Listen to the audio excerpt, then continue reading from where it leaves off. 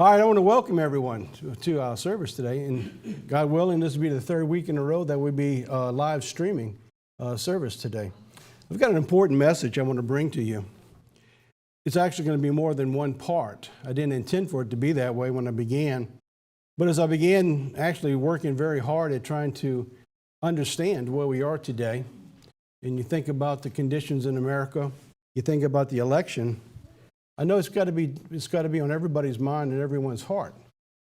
Where we're at and maybe what God's doing, the conditions that's going forward. And I wanted to talk about that today because it's got to be obvious to everyone that the condition is if it remains as is with the election without being overturned. And believe me, if you're one of the 9 Supreme Court justices, there's not a night that you don't go to bed with this on your mind. Because if this hits the Supreme Court, try to imagine what will take place. You know, I, for one, and you don't have to agree, you don't have to believe it, but I, for one, think that there's enough fraud out there that this whole thing should be thrown out and started over. I believe there's enough proof, although depending on 99% of the stations you listen to, they'll say there is no proof.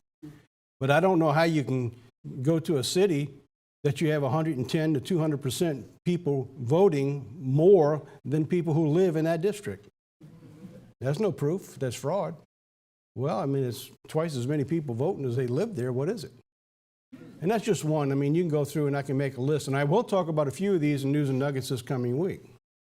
But I want you to think about this. If you're one of the 9 Supreme Court justices, and I'm not getting away from the sermon because this is part of the sermon, but I'm going to start the sermon today from the biblical perspective of where we might be and showing where God has brought us to be able to look into the Bible for the condition we are today. So now, if you're one of the 9 justices and you are honest to look and give the credibility to where it belongs with information that's being brought to you with the changes in the law and the Constitution, and you vote to overturn this election, you know what's coming. You know in your mind that this nation is going to be in riots, in burnings, and lootings like we have never seen in modern times. And I hope that there's enough courage of these people who are in that position to stand up for what is right and what is truthful. Whether they will or not, we don't know. But we can proceed as where we are and see where God has taken us to and going from here. So I began this sermon by sending out a newsletter with a headline on it that says, "Be careful what you ask for." So since the newsletter is a little bit small, I thought I'd just blow up and read the first paragraph. There came a time in the history of ancient Israel that the nation was tired of God and wanted a king. And I thought about that as I prayed. I really did. I prayed a long time and hard for where we might be following this election. Is God going to give us extended time? Is he going to cut short?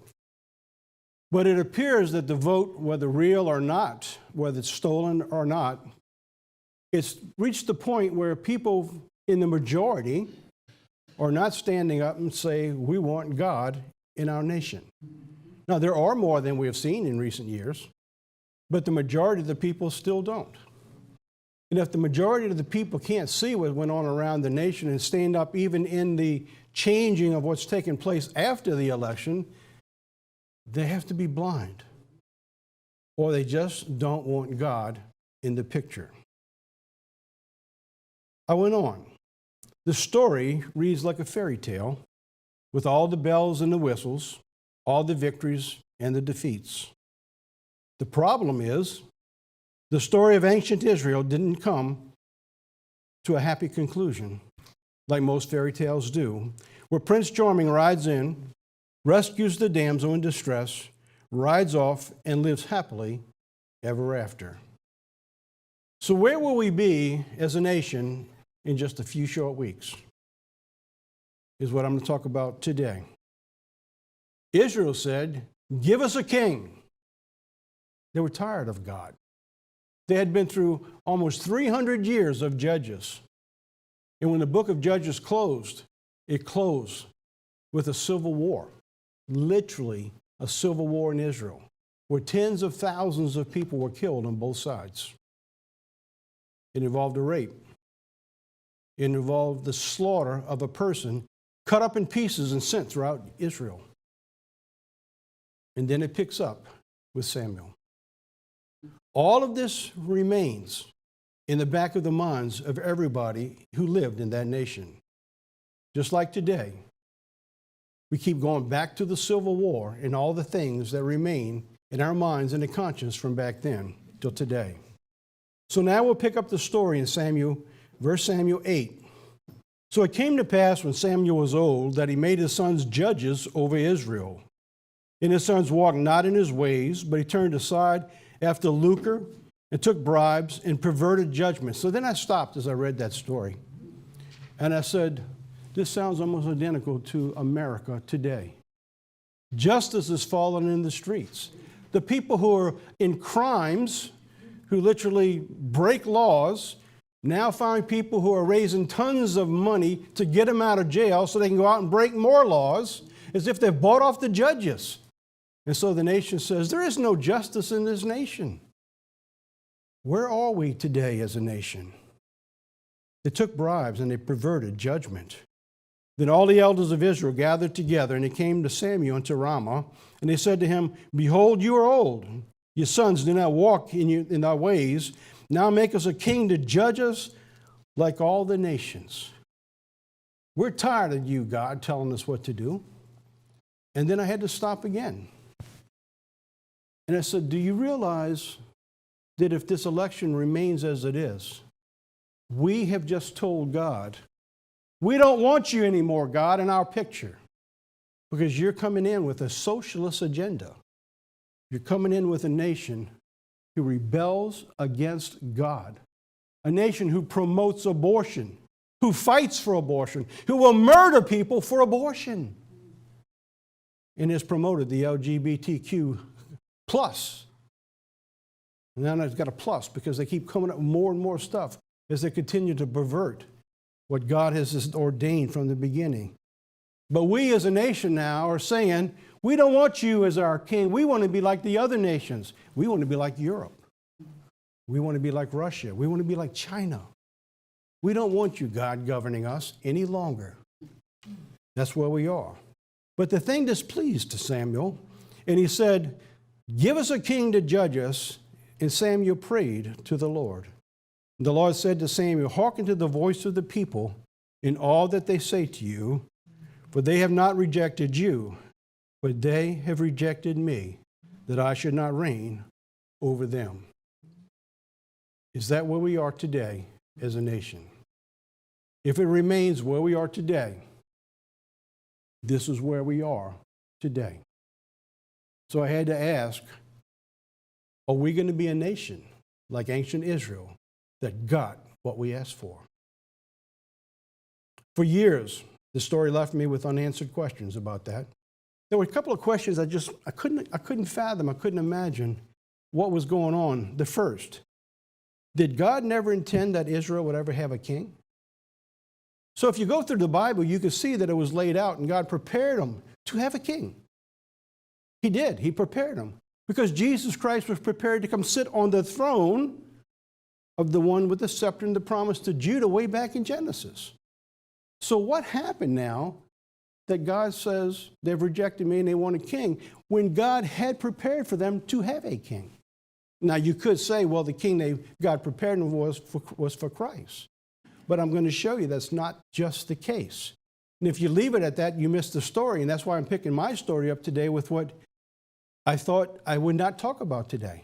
Because you see, I wanted to get right into the nuts and bolts of what I want to talk about today. The conditions, the world, the climate, and what's going on today. What I was talking about news and nuggets this past Tuesday, we're going to pick up again next week. But as I went through this and I prepared that newsletter, I said, I need to stop. What I need to do is go back into the Bible to show you what God has led me to so I can bring it to you. The first was to answer that first question that I couldn't understand. And the second is that when God gave him a king, why did he choose such an utter failure? You know, I did. I wondered about that till this week. Why did God pick such an utter failure to give to him? God doesn't make mistakes. And in understanding this election, God gave me my answers. which I want to talk to you today about. I got my answers from the recent presidential election in America. The misunderstanding of Israel having a king. God had always intended that Israel would be ruled by a king. Ultimately, Jesus Christ, King of kings, Lord of lords. Thus, we know that he's King of kings, that there would be other kings that would rule. Look at Genesis 49 and verse 10. The scepter will not depart from Judah, nor the ruler's staff from between his feet, until he comes to whom it belongs shall come, and the obedience of the nation shall be his. The scepter. Talking about the rulership, the promises that was given to Judah. You ever wonder why people hate Judah, the Jews, so much? Well, two is because they have the identity back to Jesus Christ. And the second is that Satan hates this verse. Because you see, Satan wants to rule this world. And that scepter belongs to Jesus Christ. He'll never rule this planet. It comes from Strong 76:26, which means it is the symbol of authority in the hands of a ruler. It means that Jesus Christ is coming back. He's going to rule with a rod of iron. He's going to set this messy planet back in place. He's going to put it back to perfection and turn it back over to his Father at the very end, when he's overcome all things. It says the scepter will not depart from Judah. Judah, he says in verse 8, you are he whom your brethren shall praise. The Bible calls Jesus King of kings, Lord of lords, and we know that from 1 Timothy 6:15 and Revelation 19, verse 16. The prophet told the people of Jerusalem, behold, your king is coming to you, from Zechariah, and it's a prophecy that was fulfilled in Jesus' triumphal entry, and we read that in Matthew. We're also told Jesus, his disciples, that all authority in heaven and earth has been given unto me. So we know the fulfillment of the prophecy in Genesis 49 is fulfilled in Jesus Christ. No doubt. But is that the only king that God had intended? It says, the scepter will not depart from Judah. In the past, we focused this only as this was referring to Christ, that he would be the king of Israel. And that is true. But if we stop there, we miss what God intended for you and for me. While it's true that Jesus Christ would be the ultimate king, the lineage would be through the tribe of Judah. And it didn't mean that God had not intended that there would be no other kings that would rule in Israel. All right, so then they come back to the question, then why be mad at Israel that they rejected God if God was going to have kings anyway? You see what I mean? The question. All right, so now let's go on. God says that we would be a nation of kings and priests.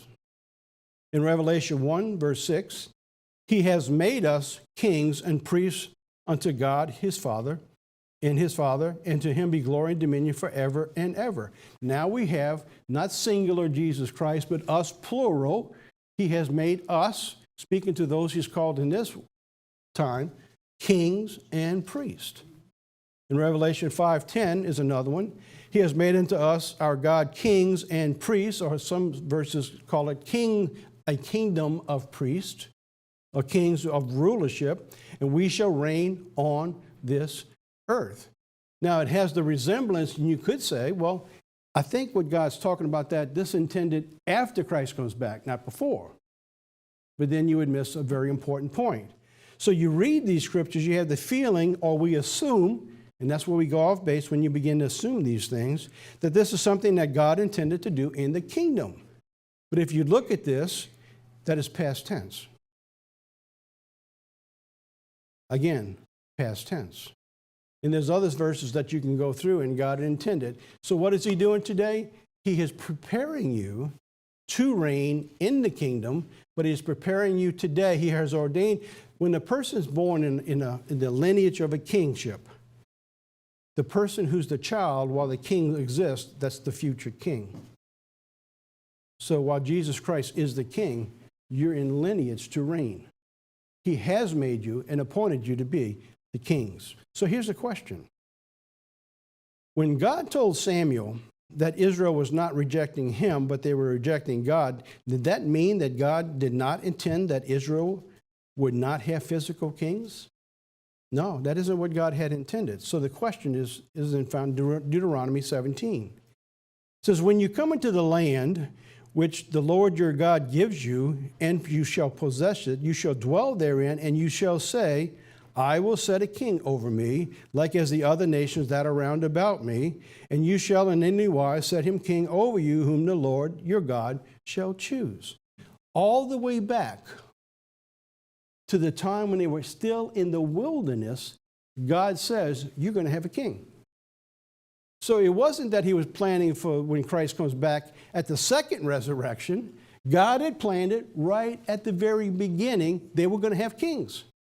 God knew the heart of the people. So he laid the plan so that when the heart of the people desired a king, God was ready to give them one. But it came with instructions. So God then laid out specific instructions for the king to rule Israel. So from the very beginning, long before they ever had a king, long before 300 years of judges, long before Samuel, God laid out the instructions to have a king. So God intended that they would be ruled by a king at some point in time because of the people's hearts. In Deuteronomy 17, verse 15, he says, you shall in any wise set him king over you, whom the Lord your God shall choose. One from among your brethren you shall set king over you. You may not set a stranger over you, which is not your brother. You ever wonder why when we have a president of the United States, he has to be of the United States? Our laws, and you see the Constitution is built upon the biblical principles that God gave the Israelites. And I'm going to bring this in toward the end of the sermon and talk about it more next time. He says, but he shall not. God begins to lay the instructions out. He shall not multiply horses to himself, nor cause the people to return to Egypt, to the end that he should multiply horses. For as such as the Lord says to you, you shall henceforth return no more that way. And neither shall he multiply wives to himself, that his heart turn not away, and neither shall he be greatly multiplied to himself silver and gold. Verse 18, he shall be, when he sits on the throne of his king, that he shall write a copy of this law in the book, which is before the priest and the Levites. Every king was required by God's law when he sat on that throne. He had to take the first 5 books of the Bible that was given to Moses, and he had to sit there and literally write out each word of the 5 books. He could never say he didn't know what was written in the law. And he was to judge the people from what he knew was in the law. There was another reason why. He always had to have the law of God in his hands. The rest of the people didn't have all the laws. It was in the hands of the priest.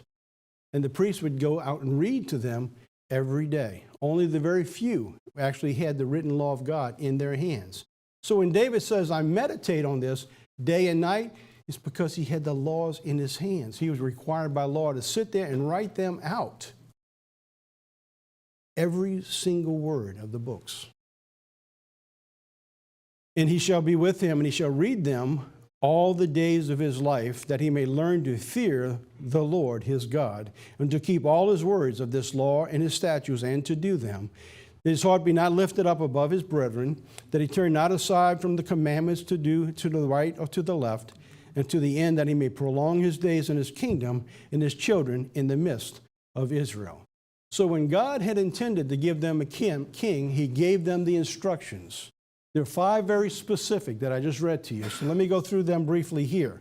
First, if you have a king or a rulership, when they ask for a king to be put over them, God says, this is the kind of person you shall put in that position. And God says, I'm going to give it to you. The king was to be an Israelite. That meant that the king would belong to the people who recognized the authority of God. That's the first. If we move away from that as a nation, we have a king. We call it a president. All right, rules differently. I understand that. I'm just drawing an analogy to you. If we move into a position that we move into socialism, we will move God out. No longer recognizing the authority of God. And by the way, we no longer recognize the authority of God. We recognize the authority of nature. We recognize our God today is science. I hope we understand that. That's where the governing principles are today who govern our nation, science. Second, the king must not acquire many horses, which was quite interesting. Why would God say don't require many horses? Well, it means a couple of things because that was wealth.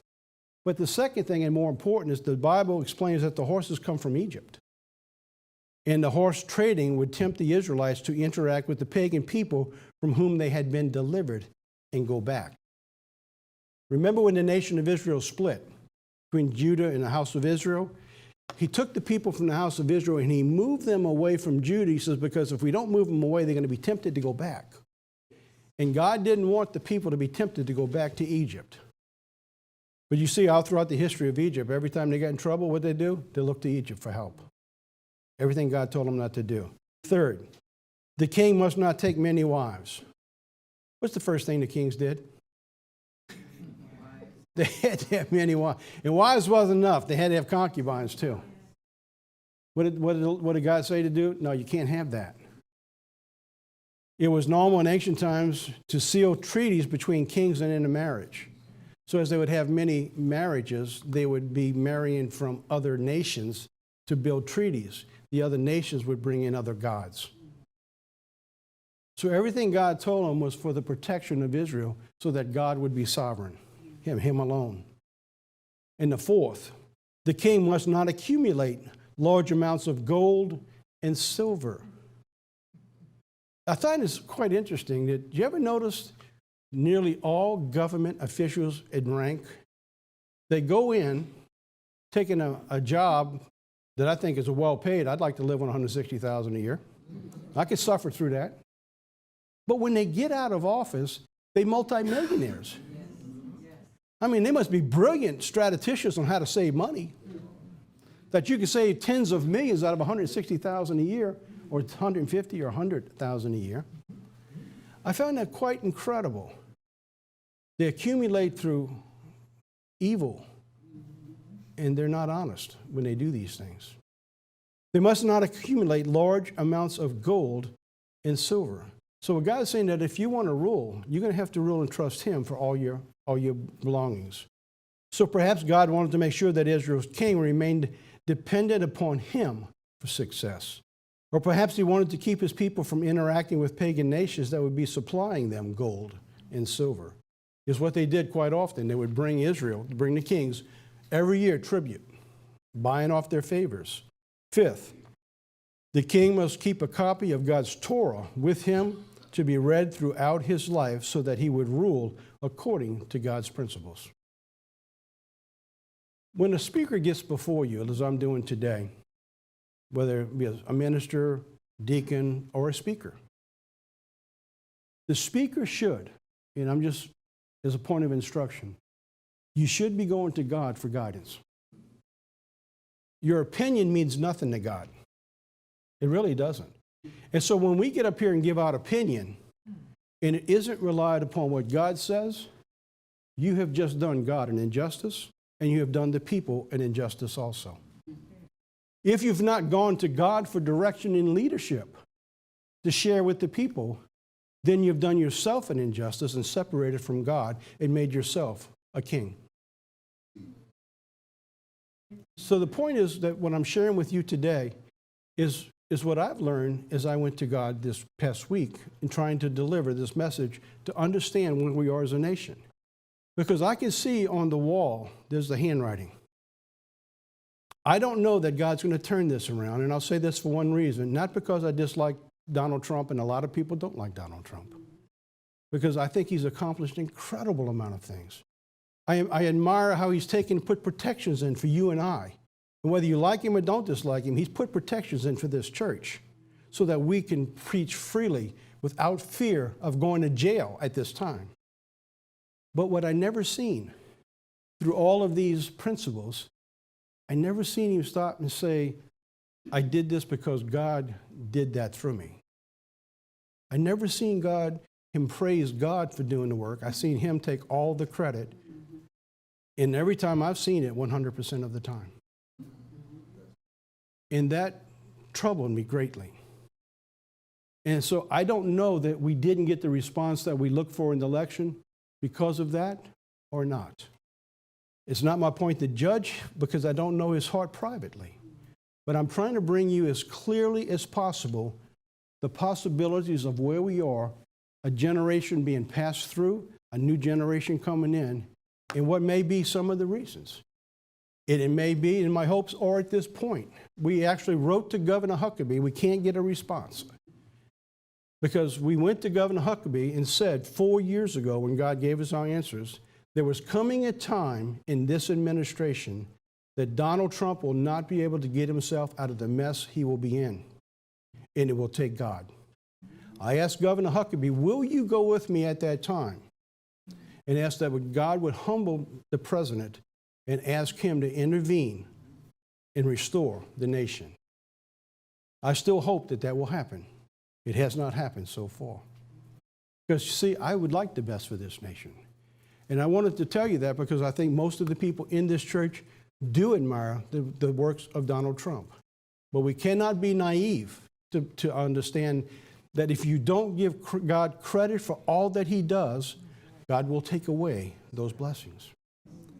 And I fear that's where we are today. Not that it could stay that way, because God has brought many throughout the Bible to the point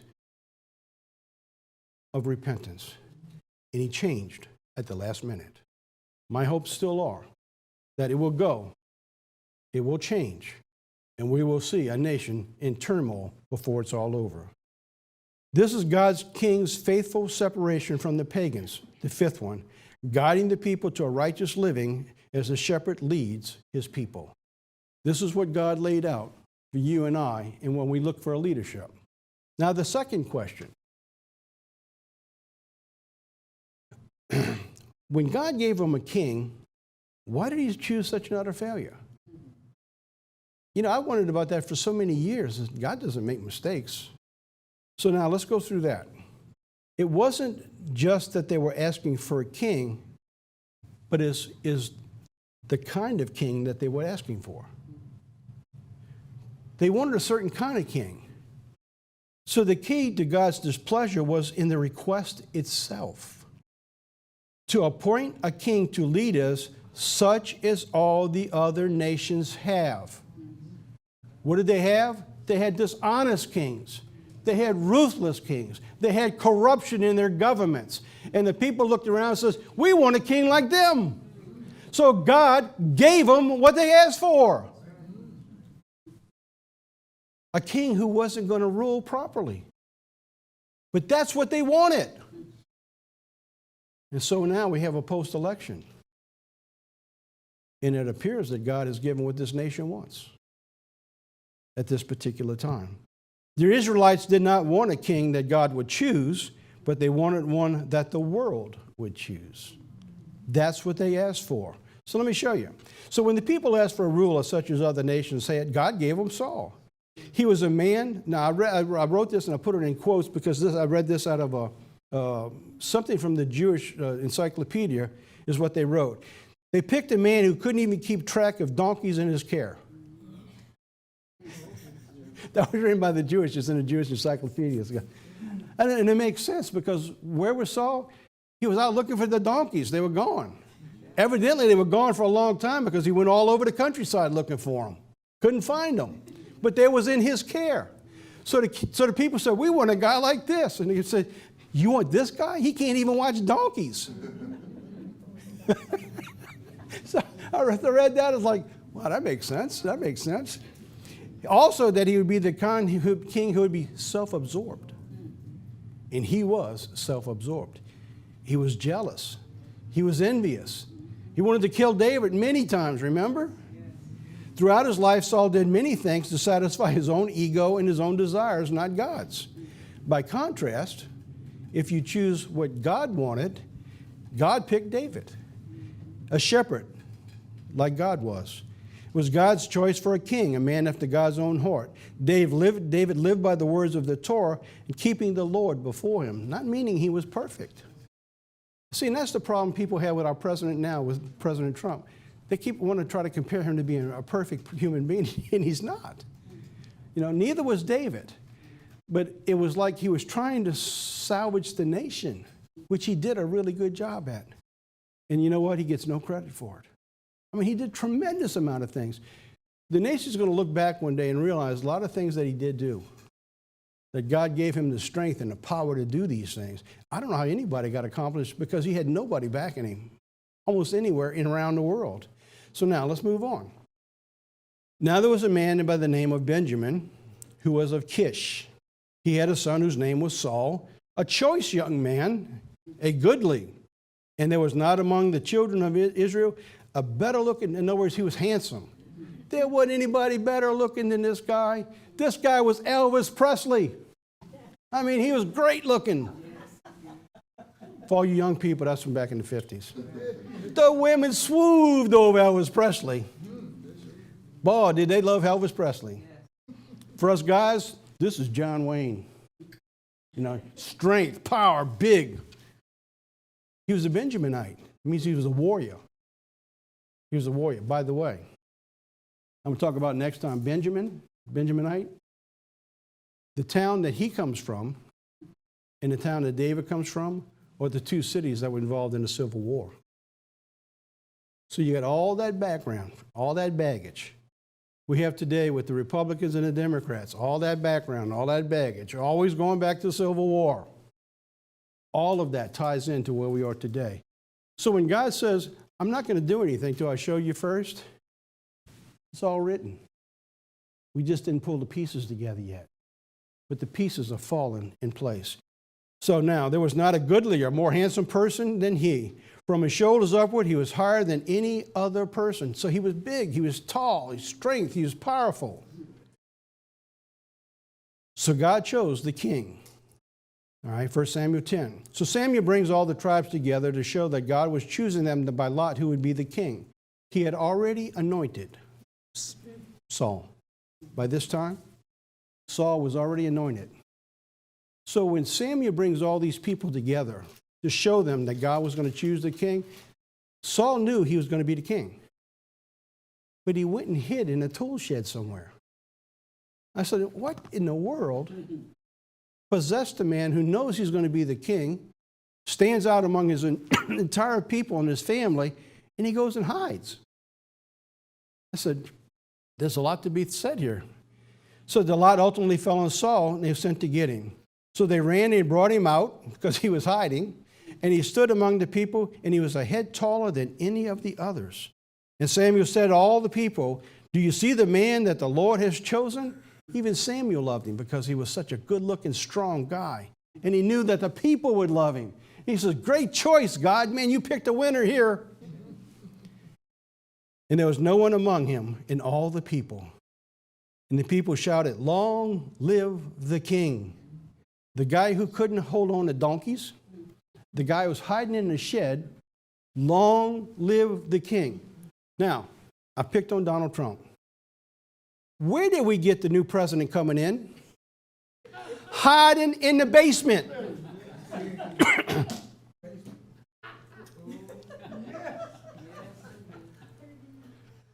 I'll tell you, when you see this, I say, can anything be more real than this? He's hiding in a basement. And every time he gets out, it's like he can't find his own donkeys because his tongue's all over the place and he don't know what he's saying. Our new king. The people are going to get what they're asking for. And I think about this and I said, what is the rest of the world going to think about this? This is absolutely insane. Now listen, they don't know anything about Saul. They just looked at him and said, man, what a choice. I mean, this is the incredible Hulk coming out. He's going to save us. Because that's what they were looking for. They want a king to go out and fight for us. They want a king to go out and protect us and save us. He's a Benjaminite. Look how big he is, how strong he is. He can save us. And the people in America said, we need someone to save us. So they picked the guy hiding in the tool shed, his basement. I saw this and I said, this is amazing. You couldn't make up a story like this. It's there, written right before us.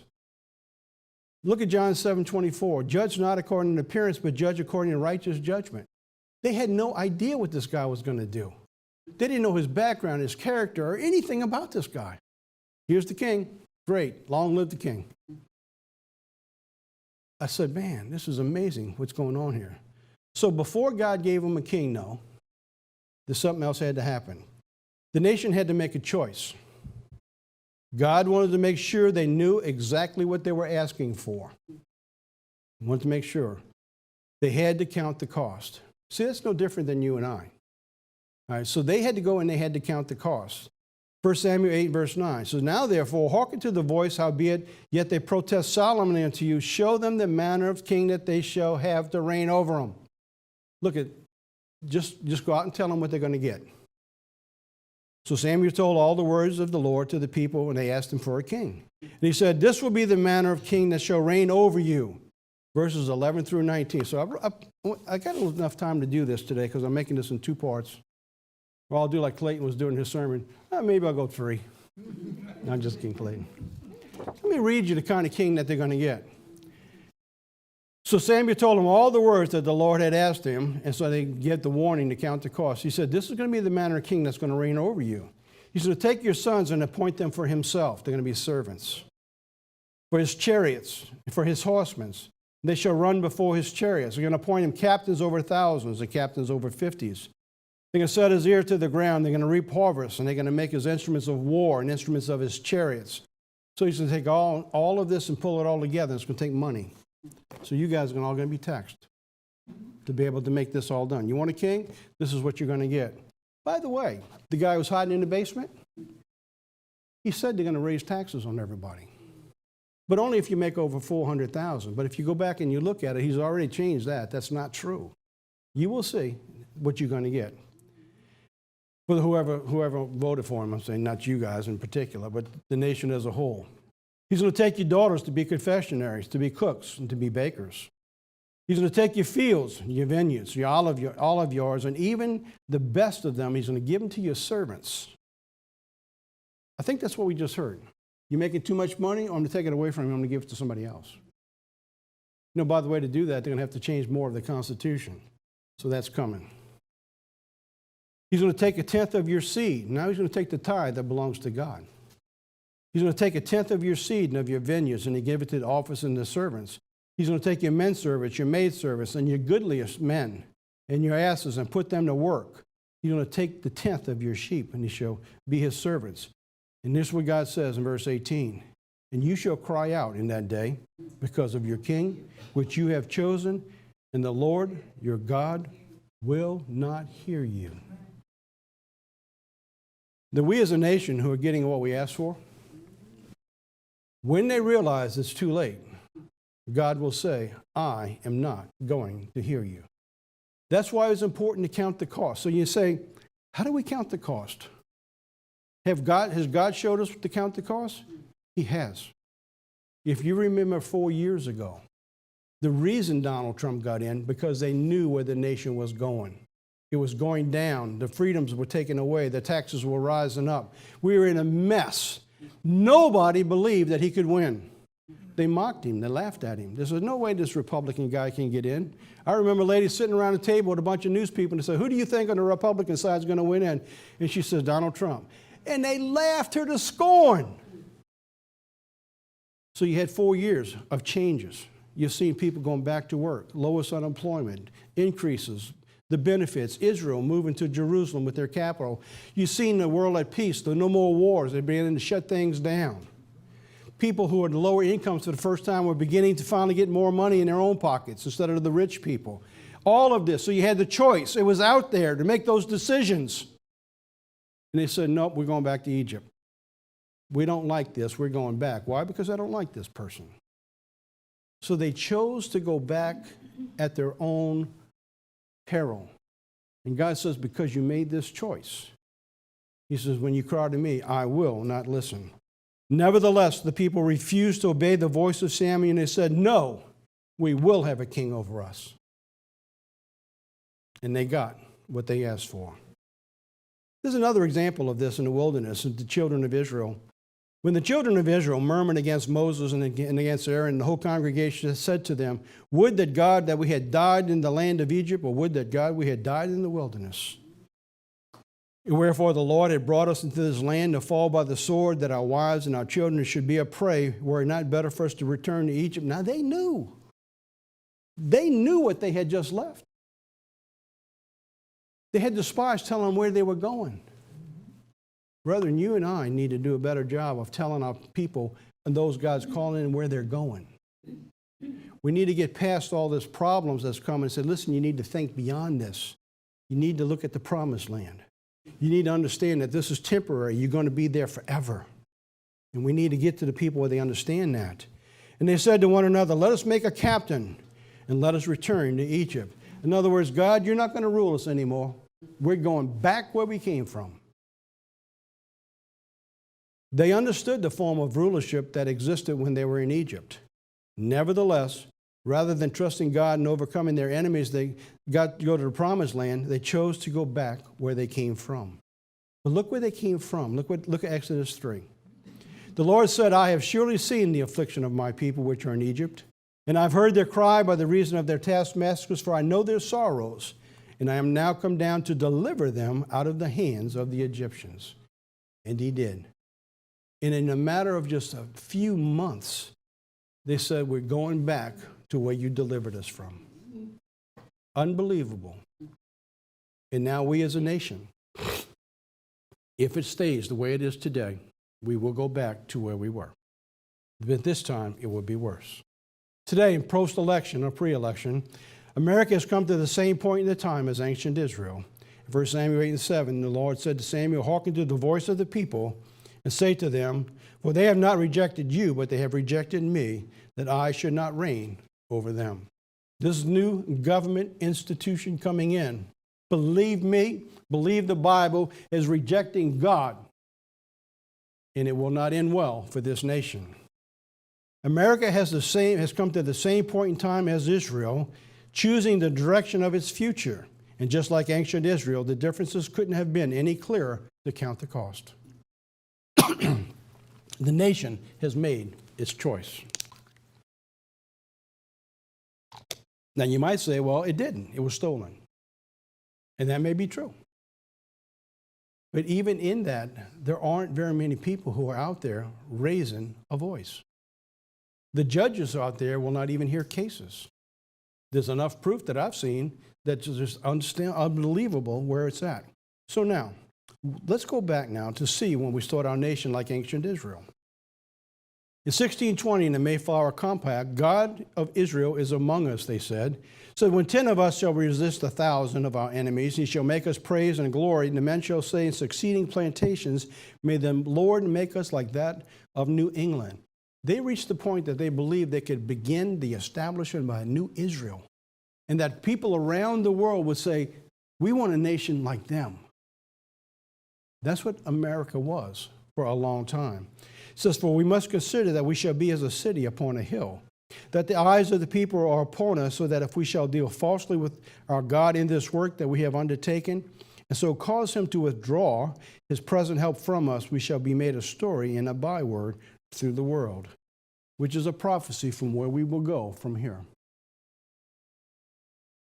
These are the warnings that are on America today. You see, they understood the biblical principles of God, and they brought them out from the blessings in Leviticus 26 and Deuteronomy 28. The founding of America itself and the nation, July 4, 1776. When we look at the beginning of that particular day, on the Hebrew calendar is Tammuz 17, is a warning. God built the nation with the warning, just like he told Israel. He said, now you go out and you tell them they want a king, they're going to get him, but tell them this is what's going to happen. In America, we can go back to look at our founding roots through the warning that we see from Tammuz 17 was the breach of the walls of Jerusalem in 70 AD. It was the beginning of the collapse of Jerusalem. Rome, 70 AD, Tammuz 17. The founding of America, the government, the nation was founded upon some of the most incredible work in God, guidance, and leadership of America that any nation ever had other than ancient Israel in the past. This was called the Perfect Republic. It was referred to as the Mosaic Constitution and the Revolution in New England, as a book was written back in 2009 that referred to the documents written from 1775 to 1788. It was in the wake of the Protestant Reformation that the Reformed Protestants had a strong affinity for the piety and the intermittent suffering of ancient Hebrews. God had put that into the soul of the people. It's interesting that in this election, as it led up to the election, they kept saying it's a fight for the soul of America. All of this was very important because, you see, God had put into the soul of those that he had called to this nation to be drawn to him. And those documents proved it every step of the way. So they began looking in the Old Testament for wisdom, not only in religious, but also in secular matters. So across Europe, the Atlantic, from Germany to New England, the Calvinists who came to think of their theopolitical enterprises as new Israels. Our founders believed we were Israel, and so they built the foundation by looking into the Old Testament for the guidance they needed to establish a government which they believed was a perfect republic. Why did they think that? Because it was built upon the principles of the Old Testament that God built for ancient Israel. So from the earliest Puritan settlements, the immigrants drew on the Israelites' exodus from Egypt through the wilderness and fashioned their new settlements. So how the American Republic was based on the ancient Hebrew Republic. This was from, I found this just recently in Townhall Finance. This was from a finance network. The American Republic was founded and modeled after the Republic of the ancient Hebrews. And this is recent. This is a financial network. Although the Greek democracy and the Roman Republic were extensively studied, the American foundation was based on the Hebrews. In 1788, Pastor Samuel Langdon, one of the most influential clergy in colonial America at the time, he was also the president of Harvard College, gave an election sermon titled, "The Republic of the Israelites, an Example to the American States." George Washington wrote his first inaugural address from 1789 that the propitious smiles of heaven can never be expected on a nation that disregards the eternal rules of order and right which heaven itself has ordained. Everything in our founding, all of our roots, those of the most learned theologians and the most learned military and government officials all understood that this nation was built upon Hebrew roots of the God's laws of the Old Testament. And that's why we had the blessings we had as a nation. American post-election, if the election remains as it is, America, like ancient Israel, will be a nation that got what it asked for. This is the way you want to go, that's what you're going to get. Abortion, the LGBTQ, lawlessness. If you don't think that's possible, look at the cities that allowed it to take place this past year. Open borders. You're going to begin to see again. You haven't seen that now for about 4 years, huh? The flood of tens of thousands or hundreds of thousands of people just flooding across the borders. Open borders, socialism, and ultimately the removal of God from our protections of worship. This is what is being promised. First we win Georgia, then we change the nation. What are you going to change in the nation? That's what we'll be talking about next time. But I still got just a few more slides to go through. How do they intend to do that? In part 2, I'm going to talk about how they intend to go that to the nation that got what it asked for, the transformation of America, the coming changes to America. And they're going to come, and you're going to be shocked when you find out what it got that it asked for. The alignment to the Pope's 2030 agenda. The alignment to the UN SDG, or the Sustainable Development Goals. All of this is going to take trillions and trillions of dollars. They are already saying that they need at least $2 to $5 trillion to get this kicked off. So they have to have control of the House and the Senate. If they win the 2 seats in Georgia, and as Chuck Schumer says, if we take those 2 seats, we change America. The vice president will make the deciding vote, and they will do whatever they want to do. One of the biggest is packing the Supreme Court. Packing the Supreme Court. They will begin to institute the beginning of the new Green Deal. If that ever came about, you need $95 trillion, which is impossible. I mean, it just ain't enough money for anybody in the world to do that. We will be coming under the guidance of the new reset, or as they're calling it, the Great Reset that begins in January. Ultimately, it will be the alteration of the United States Constitution. What all of these have in common? Everything you see here has one thing in common with all of them. You know what it is? The removal of God. Every one of these has the removal of God. It will begin to institute humanism and globalism. Science will guide our way from this day forward. How about Anthony Blinken? Let me just give you a little tidbit of what I want to talk about and showing you how fast things have changed, and they've been in the works for years that are now going to begin to surface. Anybody tell me about Anthony Blinken? Nobody knows about this guy. You know, he's been out there. He's been in the works. He's been in the White House. He's been serving for years. He is the next nominee for Secretary of State, of all things. There he is. How about that? He just showed up again. Secretary of State, Condoleezza Rice, Anthony Blinken, and the new president.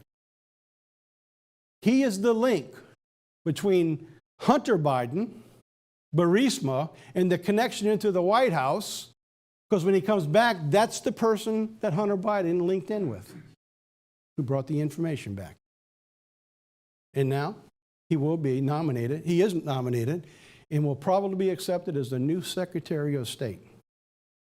Now, just like with Saul, they put him before everybody, saying, "Isn't this such a great choice? He's a goodly man. He stands in front of everybody. He's been serving the people." But what does he stand for? What is his positions? To begin with, he was the point man of the Biden campaign to Europe. He was the link between all the presidential people in Europe, keeping them informed what would happen if this candidate got in, beginning to make the deals behind the scenes, with the promise he would be the next Secretary of State. So now, what does he believe in? He is a fierce believer in the transatlantic alliance. His ties are with Europe. He is regarded as what they call a Europeanist. No longer America first, globalism. He is also what they understand to be a multilateralism. No longer do we make our own decision, we do that multilaterally with all the other governments who's going to run our nation. Isn't that what the Pope's asking for? Isn't what the Great Reset is? You got a guy in the wings. He's been there for years now, ready to step up and fill that goal. What else does he do? He's an internationalist. You know, instead, we're not going to just take care of Americans. We're going to take care of the rest of the world first. They're already asking people with the new vaccines that we need to give them to the rest of the world before we give them to America, because it's not fair either we get them first, even though they were developed here. He is the perfect choice for what? Humanism and globalism. Can you see what's coming? I'm going to tell you, I got tons of stuff to bring to you. I knew I couldn't bring it today. So what I wanted to do is I wanted to back away from current events, and I wanted to show you what God says. God says, I'm not going to do anything till I show you first what I'm going to do. God has laid it out through his scripture all the way back to the Old Testament, what he's going to do, including a man hiding in his basement and a guy hiding in a tool shed to be the next king. I said, this is incredible. Who can make that up? You wonder why he was hiding in his basement? It was preordained that this was going to happen. It's unbelievable what God has done. And if we can't see it, we don't deserve the truth. We don't deserve the truth, but we can't see it. This is where it's going. I'm going to begin to wrap this up now. I'm in good shape on time for a change. Daniel 7, 24 and 25. So the 10 horns out of the kingdom are 10 kings that shall arise. There shall another rise, another after him shall be diverse from the first, and he shall subdue the 3 kings. And he shall speak great words against the Most High, shall wear out the saints of the Most High, and think to change times and laws. That's what you're beginning to see right now. And if you didn't see News and Nuggets this week, take a chance. Take some time and go look at it. Because what you're beginning to see is there's two things lining up. They are both beasts for the first time, clearly beginning to show their ugly heads rising up at the same time. They shall be given into his hand for times, and the dividing of time. So how do we go from a free constitutional society in the conditions of Daniel 7:25? We just went through it. It's called an election. The changes begin to take place. Do you feel wore out following the news? Do you feel wore out of all the defeats when you've been praying for this to happen? It doesn't happen. And you just keep going. You have to keep going. And he's going to begin to change the laws. So prepare yourselves. Understand that this is coming. You will be a lot more at peace to realize it is in God's hands. It is what God decides he's going to do, and you and I need to hang in there until we get to the other side of what's coming. The most important, the most egregious change that will be coming from the change of the Constitution. I'm going to talk about that in depth in News and Nuggets this coming week and in part 2 and possibly part 3, because you see, by changing the Constitution, you begin to remove the protections of the freedoms that God gave us. It explains the 1,260 days. It explains 1,260 years. It shows the prophecies of the fulfillment of Israel coming out of captivity, showing how we will go into captivity again by the understanding of the changing of the Constitution. It's all there, written for us. All we need to do is put our nose in the book and read it. And God will open our minds and our understandings, and we can take that information and bring it to the rest of the world because they don't know what's coming. And there's many people who will change their heart when God begins to show them. So I'm going to close with this scripture, Isaiah 5:5. It says, "Go now, and I will tell you what I will do to my vineyard. I'm going to take away that hedge. That hedge for you and I is the Constitution. That is our protection. It shall be eaten up, and I'm going to break down the wall thereof, and it shall be trodden down." That is where God is going to go with this nation unless something changes at this time. It is coming at some point in time.